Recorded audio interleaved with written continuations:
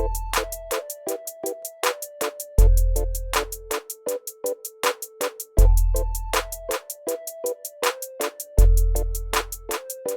everyone, today we have Thom Hines with us. He's from Supernova Smash, which has launched on Kickstarter. Tom's going to talk more about his game, but just as a very brief overview, it's a party game that involves cards and a mobile application. So it's pretty unique in that aspect, and excited to learn more about your game, Tom. Hey, thank you so much for having me on. It's great to meet you, Kenny. Yeah. Yeah, you too. So as I mentioned, I gave a brief summary of the game, but when I think of the name Supernova Smash, I think of, like maybe rocket ships or like, space and Nova and all that kind of stuff, right? So it's a pretty exciting thing, I would think, based on the name, right? Yeah, I'm so glad that's coming across. That was definitely what I was going for. Yeah. Supernova Smash is a hybrid game that has part app, part card game. And so I think that's kind of like one thing that makes it a little bit different than most of the games you'd find out there. Even other tabletop games that have an app component, it's not the same sort of thing. It's not like this is telling you how to play the game. This is very much like 50% of the game is in the phone, and it changes the dynamics a lot. It does a lot of the work that normally you have to like read the rule book to find out. But the whole point of having more of it in the app was so that you could focus on the gameplay and think less about the rules. And the type of gameplay I was going for is exactly that exciting, frenetic, crazy, chaotic experience of racing a spaceship through a supernova, where you barely have time to think and where you have to make quick decisions, and those decisions matter. I thought that some of the funnest games I've played kind of deal with that tension between making a decision but not having too much time to make a decision, where there's consequences to your actions. So you gotta think some. You can't just play by your gut alone, but at the same time, you have to go quick, because the slower you go, the further behind you get, or the more penalties you end up incurring. So, moving quick is definitely a big part of the game. And fortunately, I think it kind of comes through. The rounds are very short, and even though they're 5 minutes, it feels like it's a minute and a half, because it just goes so quick. Yeah, I can tell that looking at the video on your Kickstarter. I can see lots of people like shuffling around and screaming or getting kind of crazy, right? So I could definitely get that feeling of excitement. Yeah, it's fun. The very first several games I played where it's in kind of its current iteration, people started getting out of their chairs to play. They were standing up to be able to play even faster, to be able to reach all the cards in the piles, and it was really exciting to see people get so into it that they were kind of like not even aware of the fact that they were standing up or pushing other people's hands out of the way. They just so in the moment, so in the zone. You barely have time to think, but your brain is completely focused on the game while you're playing it. And so the 5-minute rounds are kind of important. They're just long enough to where you don't feel like you're going to get absolutely brain fried by the end of it. Absolutely. Can you walk us through like what an example turn or a game would feel like, or how that would play? Yeah, absolutely. So the card portion of the game is a lot like the game Speed or Spit, where you are essentially just trying to get rid of your cards as fast as possible. The deck is 96 cards, numbers 0 through 5, and basically your whole mechanic is to just play one card higher or lower than the top card on a pile. And each person has their own pile, and what ends up in your pile is kind of going to determine your score at the end of the game. I said before that the numbers were 0 through 5. Most of those numbers don't matter, but if you get a 0 on your pile, that's going to be negative points at the end. It's counted as damage. So you definitely don't want zeros on your pile. So as you're playing and being told to go, you're as quickly as possible getting rid of your cards, but you are intentionally trying to get your opponent's piles to get closer and closer to 0 by playing. If it's a 3, you can play a 2 and then a 1 and then a 0, and you give them some damage. But you're also trying to defend your own pile. So if people are trying to get your pile closer to 0, you want to get in there and get it back up to 2 or 3 or a number as far away from 0 as you can. And then the app is there to tell you when to go, primarily. You can't just go anytime. And so there's a lot of elements of the game that kind of keep you on your toes. And the first one is that you don't always know when your turn is going to be. You might be told go, and then you will see all the phones at the same time change to either go or hold. And you can play on any pile that's marked go, but none of the ones that are marked hold. So even if you have a plan, like, oh, I'm going to play a 3 on Susie's deck next, you might not be able to. If you get go, but her says hold, you have to change your plans instantly. And if you aren't quick, people are going to start playing on yours, or you have to like not be able to play the cards that you wanted to. So it's all about kind of keeping you a little uncertain about what's next and having to react very quickly to the situation. And then the other last thing that the phone does, as far as the gameplay goes, is it will randomly, between these little mini 10-second rounds, just challenge everyone to a mini game. And so you might all have to tap very quickly on your phone and clear the asteroid field. Or there's one of these mini games, they're called shockwaves. A shockwave that you just have to scream into your phone loudly for several seconds in order to pass it. And if you finish up first or finish up before everyone else, you get that time to start playing on their piles. But if you're slow, you have to just wait until you get through that experience. You have to get that game finished, and then people won't be able to play on your pile anymore. But it's a nerve-wracking time when those things come up and you aren't ready for them, or if you had plans to do something with your cards and you thought your turn was up next, and then all of a sudden you have to pick up your phone and aim it at all these targets in the sky. Like that sort of experience is not like any other game, and it's definitely one of those things that just kind of keeps you from settling into any sort of groove too quickly and too easily. They're also probably most people's funnest favorite part. So those mini games are a big part of what makes this game different from other games. Man, that's pretty wild. Yeah, I mean, like, I know in my group, my friend group, I mean, we love to play these kinds of games in which like everyone's involved, right? Like we played a wide variety of games, and some games that we don't like as much are ones that in which like one player goes and the other player just kind of watch them. And it's kind of like, okay, my turn's done, now it's your turn. And meanwhile, like everyone else in the group is kind of just on their phone, right? So doing other things. Sounds like in your game, everyone's pretty much either always involved or has to be, aware about potentially being involved, right? Yeah, absolutely. I'd say as the years have gone on, I have a lot of friends who are really into games, who really like serious, complex games that take hours to get through a whole set.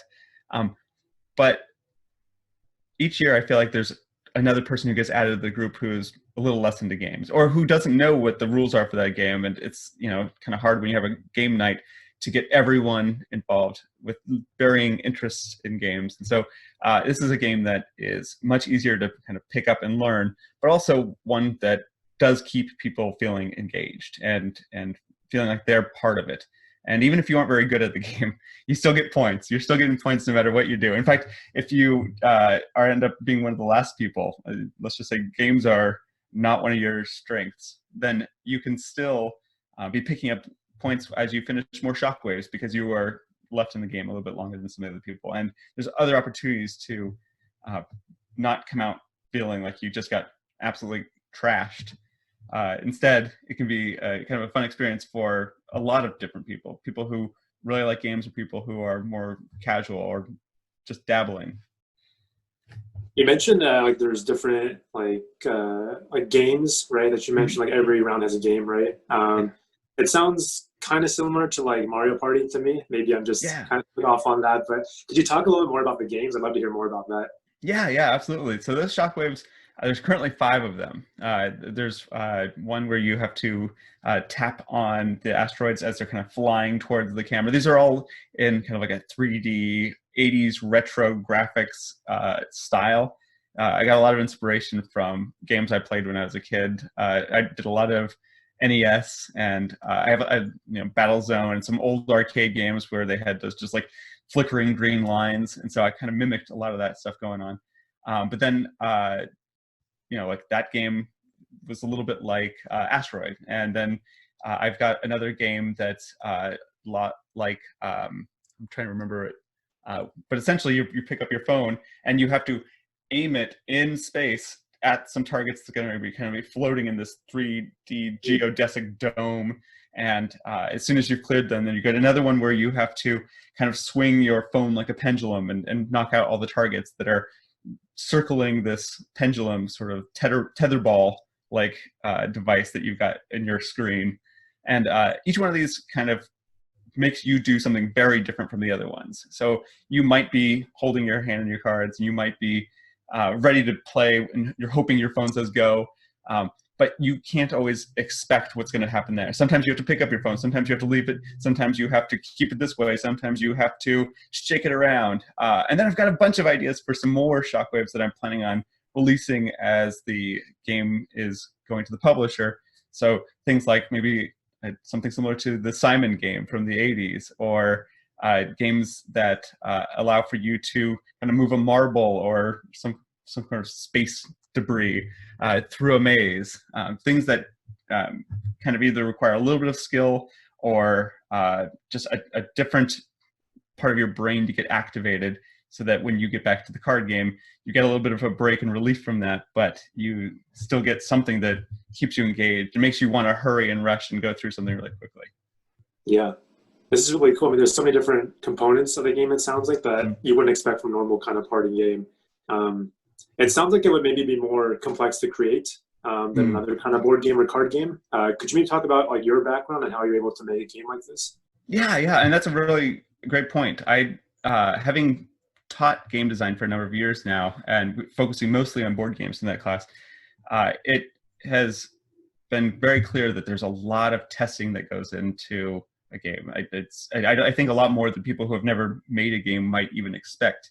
That every little change you make can affect every other aspect of the game, and something that you think is very minor might completely break the game. Or on a good day, you tweak one little setting, and suddenly something that was broken for months works, and that's always such a relief. And it's hard to expect those things, it's hard to predict those things, but it's something that happens all the time. And I'd say the difference between working on this game versus another game is that board games require, I think, a lot of upfront testing. You got to check with people to see, is this thing working? That your prototypes are mostly going to be low level, low resolution, cards that just sort of have like doodles on the front, and your board probably just looks like a piece of crap up until the very end when you start adding some design elements. But video games, a lot of the work ends up happening at the end. There's just so much debugging. There's a million ways in which you tweak one thing, a million other things change, but almost all of it is kind of internal as opposed to external. And so you might get your game mechanics working fine, but then you add one more element, and if you're me and you're like a messy coder, you end up breaking a lot of things over and over again. And so I just think that it's I don't doubt that some more complex games out there have taken just as much time as it took to make Supernova Smash. It's just that they are working more on like the external mechanics, and something with a video game component has all this internal stuff going on. But the process was, I tried to follow the process I still use in my classes, where it's starting with a low resolution prototype, see if your ideas work, try a couple mechanics.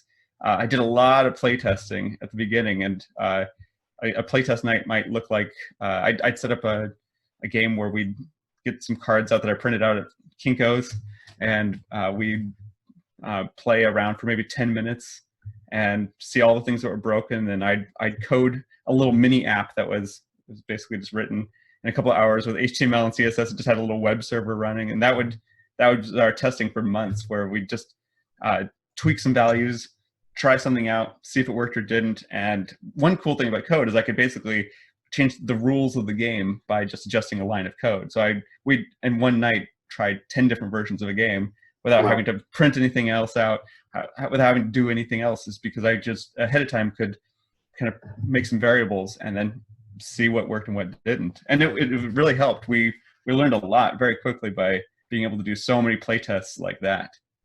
Yeah. That's really cool. I think the aspect of involving apps is a pretty cool thing for card games and board games. Just curious your thoughts. I mean, do you think that more games will kind of transition towards this kind of hybrid, like reality and virtual? Or do you think it's going to, what are your thoughts on that? Yeah, it's a good question. We're seeing so many companies right now remaking different board games as digital games. In fact, I think I just heard that Wingspan is going to be ported to the Switch, which is crazy. I have no idea how that's going to work, but that's been going on for years of making kind of digital versions of games that you can play on an iPad or iPhone, and some of them are successful, and some of them take away some of the charm of being in person and picking things up and throwing them on the table and moving things around and trading cards. But I think that technology works best when it's creating an experience that makes it more immersive, or when it's taking something away from the real world that takes you out of the game. If having to manage scores and have to do some complex math that takes 10 minutes is going to distract you from having fun, then that's a great time to have a computer do the math for you. You know, that seems like a really fantastic time to use technology. But I do think, though, that there's always going to be some element, especially with people who really love board games and tabletop games already, that want to have the physical experience, that would much more enjoy feeling like a heavy metal token compared to having another screen in front of them. Some people, I think, are really turned off by that, and that's understandable. We're surrounded by screens all the time. But I do think that as people get more comfortable with it, we're going to see more options. It's still fairly new. I haven't seen any games that are quite like the one that Supernova Smash is. It's much more of a like right in the middle hybrid, as opposed to a game that has like an app component that gets tacked on, or a video game that might have, you know, like real world tokens that you can put on a pedestal or something. It's probably going to be something that's going to evolve over time as people get more and more comfortable with in downloading an app and having something on the table that is a digital object as opposed to a physical one. Yeah, I think that's really cool. I think you're definitely a pioneer in that, which is really cool to hear. I definitely, it's the first one that I know of, at least, and yeah, that's really cool. Well, thank you. Yeah, it was an exciting idea when it kind of first came up. I hadn't seen anything like it, not exactly like it. There's plenty of app games, like I said, but it was something that when I first started thinking about it, it seemed like it did a lot of interesting stuff that I don't think most people would have expected. Like, not only does it add kind of like a soundtrack, you can now have music that goes along with the game, as opposed to just something playing in the background in the other room on your stereo or something.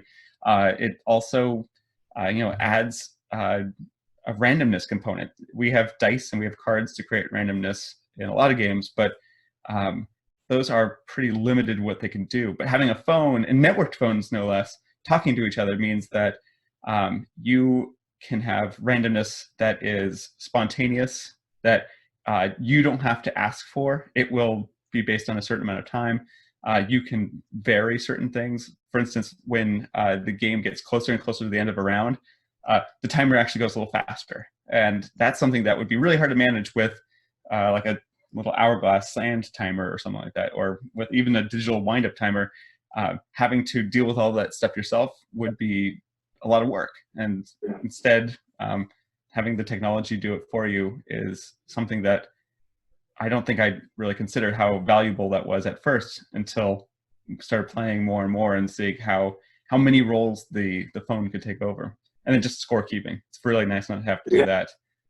Yeah, that's really cool to hear. I mean, you touched on some good points. I think one point that you mentioned that I think is really interesting is the idea that, like, software can do things that people can't even do, right? So of course there's a component of, okay, this can be done better on a virtual software kind of environment.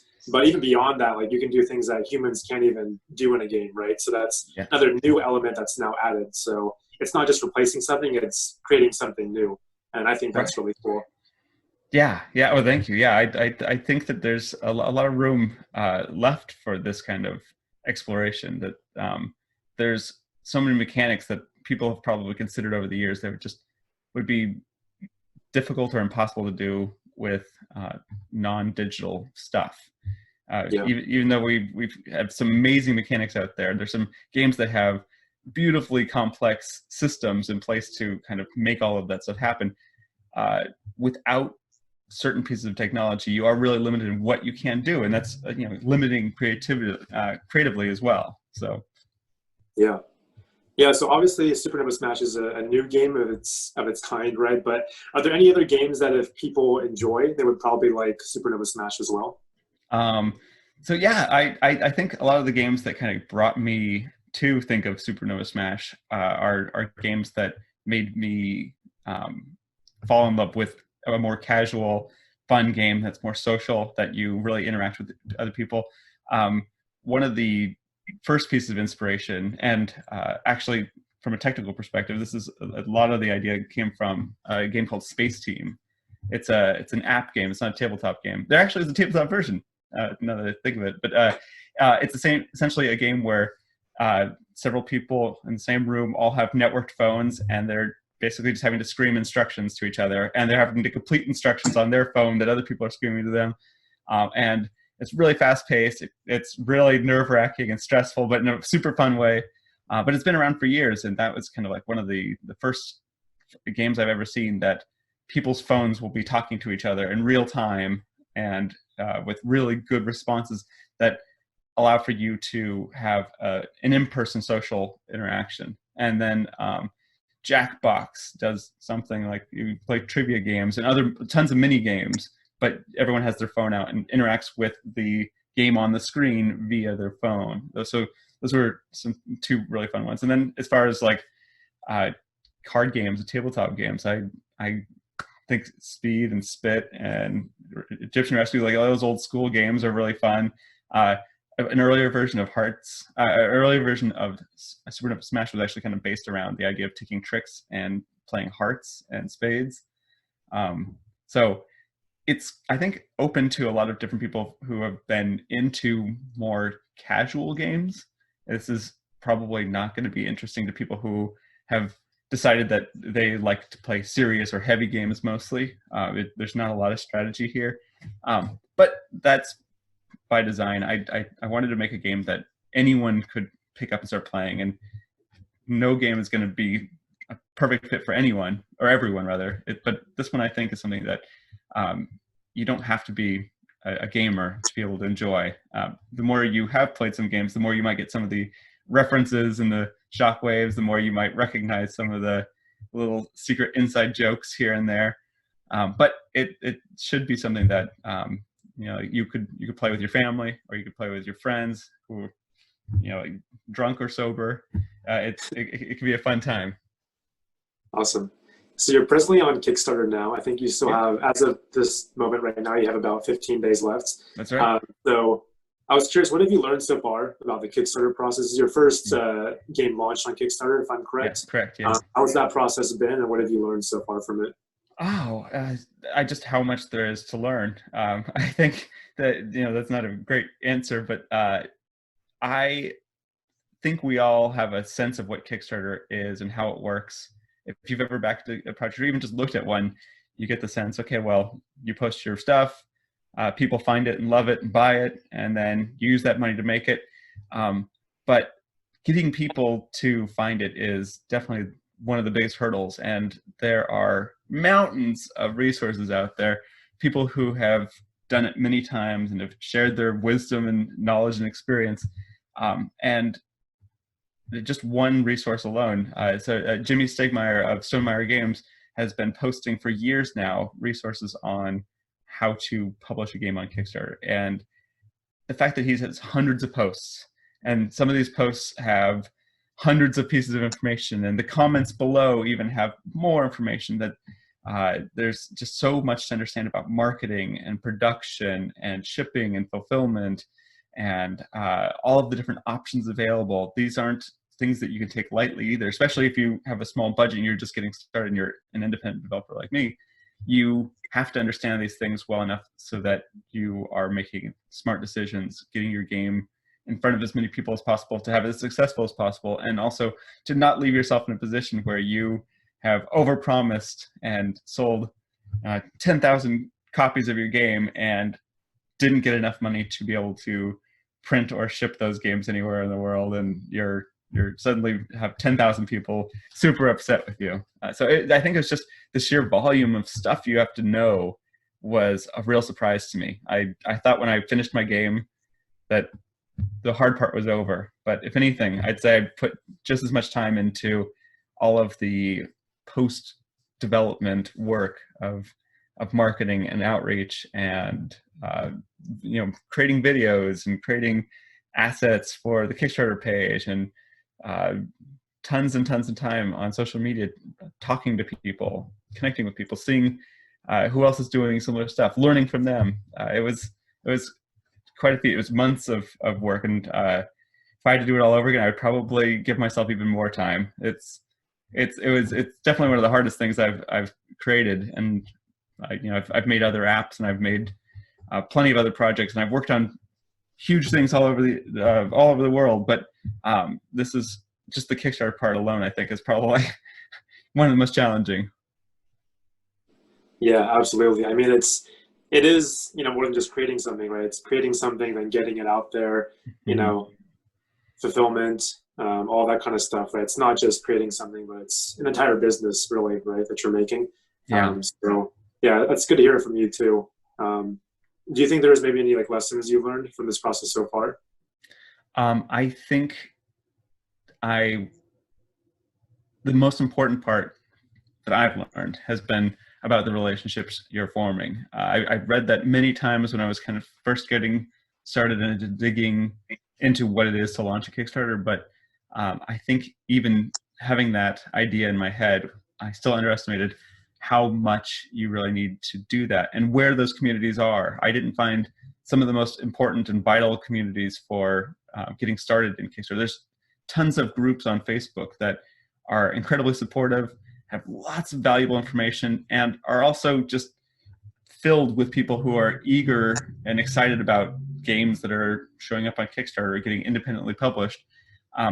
And finding them and connecting with them early is incredibly important. And I just wish I had found some of them sooner, because some of the stuff that I've learned from there would have affected how I did a lot of the work early on. And right before the Kickstarter was launching, it's also a tough time to be trying to make connections with all of these amazing, generous people when a relationship takes more time than just a couple days and a few Facebook posts. So I'd say really making sure that you connect with people, find out who is talking about games, find out who's making games, and who's interested in buying games, because the Kickstarter market isn't the same as a lot of other markets. They like certain patterns, and you'll find them in certain places, and they expect certain things. And so understanding that ahead of time is key, and hard to figure out until you've kind of gone through a lot of it, I think. Absolutely. Yeah, those are very valuable insights, Tom. If people want to learn more about Supernova Smash, where can they go to? No, thank you for asking. So the website supernovasmash.com will kind of give you a sense of what the game is like, and it will give you links to the Kickstarter. It also has some FAQs if you're curious about how this whole thing works. It gives you a little bit of information, plus a video you can watch to see people playing it and get a sense of the emotional, frenetic nature of the game. Or if you just go straight to Kickstarter, you can look up Supernova Smash. And if you look up Supernova Smash, you make sure that Supernova is 2 words. I realize that's not how it's actually spelled, but it's how it's typed into Kickstarter. And so apparently, if you type Supernova as 1 word, it doesn't show up. But if you look for Super space Nova space Smash, you'll find it. And love to get any feedback, any comments. Feel free to join and back the game. It's $19, so it's pretty cheap to get. And then join into the community. It's been fun chatting with people, and been really exciting to see all these people I'd never met before, strangers who I only know through Facebook or Instagram, jumping in and back in the game and commenting on things and writing back and sharing it. That has been a real thrill. It's amazing when you make something and people like it. So it's been great. And so if you want to find out more, those are the couple best places to look. Awesome. Yeah, thanks so much, Tom. It was great to learn more about your game and hear your insights and the lessons you've learned. It's been really great to see your progress too on this game. Definitely excited to see it once it's fully available for us all. Great. Thanks so much for chatting, Kenny. This has been fun. Awesome. Thanks, Tom. Thanks.